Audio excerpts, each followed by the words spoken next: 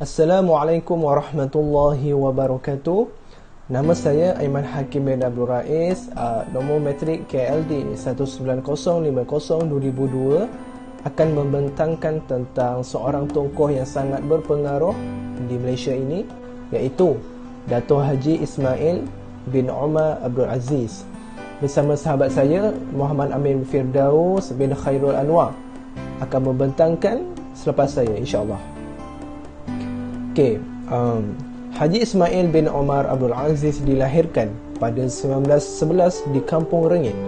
Beliau merupakan anak yang keenam daripada 11 orang adik-beradik. Nama penuh ayahnya Omar bin Abdul Aziz. Beliau merupakan seorang guru Al-Quran dan sering pergi ke satu tempat ke suatu tempat yang lain. Haji Ismail mempunyai dua orang ibu. Ibunya yang sebenar bernama Hajah Maryam, manakala ibu tirinya pula bernama Hajah Fatimah. Haji Ismail berkahwin pada usia 44 tahun dengan mengahwini Hajah Kamaliyah binti Muhammad Fadullah berusia 29 tahun, berasal dari Singapura. Beliau dianugerahkan seramai 8 orang anak perempuan, iaitu Wahidah, Balqis, Nurul, Huda, Nafiah, Ni'mah, Zahidah, Bahjah dan Munjiah. Haji Ismail meninggal dunia pada Rabu 11 Sya'ban 1413 Hijrah bersamaan 3 Februari 1993 bertempat di Rumah Sakit Raja Isteri Pengiran Anak Salehah, Bandar Seri Begawan ketika usianya 82 tahun. Jenazahnya telah disemadikan di kubah makam diraja Bandar Seri Begawan, Brunei. Pendidikan, Haji Ismail telah menerima pendidikan formal peringkat awal di Sekolah Melayu dan di Sekolah Quran Kerajaan Johor. Pada tahun 1923, ketika usianya 12 tahun, beliau telah melanjutkan pelajaran di Sekolah Arab Al-Atas dan kuliah kolej di Al-Atas di Johor Bahru selama 9 tahun.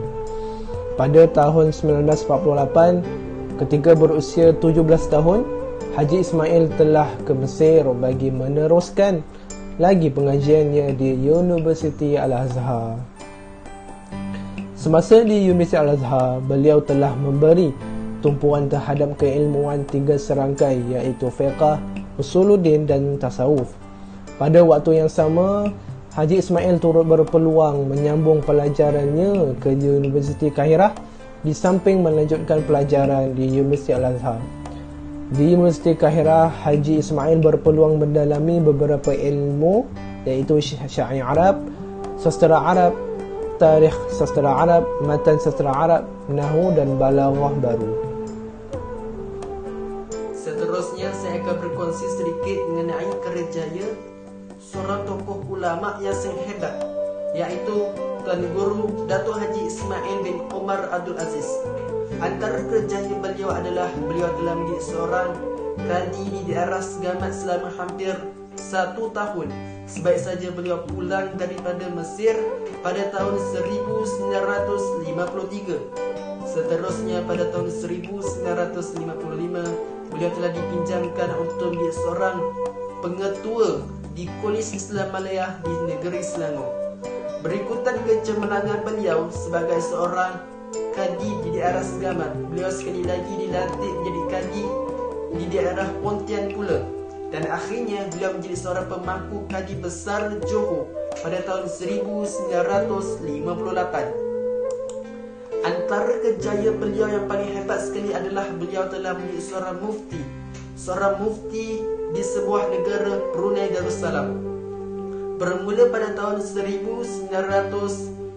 pada 1 April 1962, beliau telah dipinjamkan oleh kerajaan negeri Johor kepada kerajaan Brunei untuk menjadi seorang mufti di sana selama 3 tahun, dan akhirnya beliau menjadi seorang mufti di sana hinggalah ke akhir hayatnya. Inilah seorang tokoh ulama yang sangat hebat. Kerjaya beliau adalah menjadi seorang mufti di 2 negeri, Johor dan juga di negeri Brunei Darussalam. Seterusnya, antara sumbangan beliau yang paling hebat adalah beliau telah menghasilkan banyak fatwa. sebanyak 600 buah fatwa dan sebanyak 777 fatwa secara berturut-turut. Dan antara buku-buku yang beliau karang adalah Pribadi Orang Islam, Kisah Hidup Al-Alama Al-Syekh Muhammad Fadullah Suhaimi bin Abdullah. Dan antara sumbangan beliau yang paling hebat juga adalah beliau telah berusaha bersama-sama dengan para alim ulama yang lain untuk memperjuangkan menubuhkan Kolej Islam Kelang pada 8 April 1955. Inilah seorang tokoh yang sangat hebat, seorang ulama yang perlu kita kagum, seorang ulama yang sangat disegani di negeri Johor dan juga di negeri Brunei. Telah menjadi julukan sebagai permata ulama di dua negara, Malaysia dan juga Brunei Darussalam.